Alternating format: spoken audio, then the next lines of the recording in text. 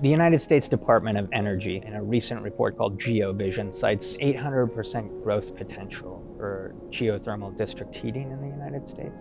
So in Iceland, geothermal district heating is everywhere, but it's also a mindset in Iceland because you take care of everybody. You know, Iceland took a chance in the 1970s during the oil crises because it had to. You know, it felt it was compelled to do so because of an economic imperative. Well, now we have an environmental imperative that we all know about that we have to overcome. And I would really like to see the work that I've been doing put in practice.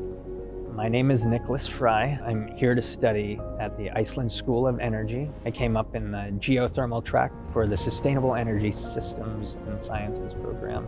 I have a very stable, committed partner. It was a little difficult to find our way in the first few weeks, but to be honest, everybody's very helpful if you're willing to ask.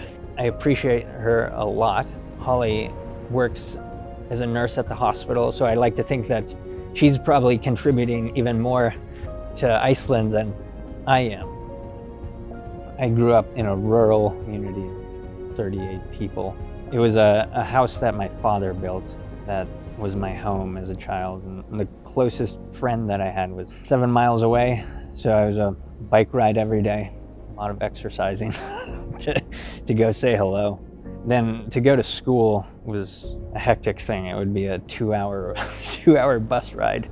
And I was always at the end of my driveway at 5 in the morning trying to make sure that I didn't miss my 2-hour ride so that I could bumble along on this bumpy yellow bus. Just going to school was a culture shock, to be honest with you. As a kid, I didn't have that big a dream. My dream was kind of taking over maybe my father's business, and that was as big a dream as you did. And I learned a lot from him as far as how to take care of yourself. He worked for a time in the city, of course, but after dealing with years of commuting, he decided to start his own business. It might not sound glamorous, but it was individual sewage treatment systems. And so you were doing a lot of excavating and, you're working behind a shovel. And that was kind of my childhood. And he started getting me into the business side of things. So as far as dreams were concerned, I thought that was what I was going to do. I got naturally into resource management. I could bring those designs to a greater amount of people. I could apply them to regions instead of just people's properties. But at some point, I did end up joining the Army as well. I deployed to Iraq and Afghanistan, and I did a few years in an infantry unit. I was a forward observer for them. And you can't help but have some amount of empathy, even if they're training you to do a specific task. And it might be morally confounding to always be on the straight and narrow. You're always trying to do the best you can. Things weren't perfect, but you certainly had that empathy for others, and you kept that in mind. And so when I got out of the service, I just, as much as I could, I kept that empathy for others. I mean, you might not see district heating as a particular example of what's going to come into practice in the small house where I grew up, okay, where my nearest neighbor was 7 miles away. Maybe district heating isn't a perfect solution there. There's plenty of small rural towns that are sitting above a sedimentary basin where geothermal is right under their feet.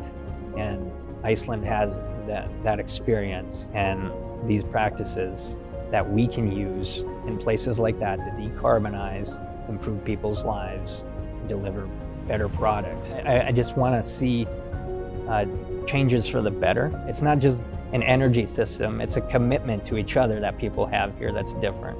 I've got studies in Idaho, Montana, Washington State. These are places that maybe academics aren't really concentrating on. There's rural electrification ideas, but just as much, there's heat. There's heat problems. In these cold northern states of the United States, it gets cold. So you got to deal with that. Iceland has the experience and the depth to know that heat is a huge component of energy consumption. So we're not just talking about, when we say energy, we don't just mean electricity.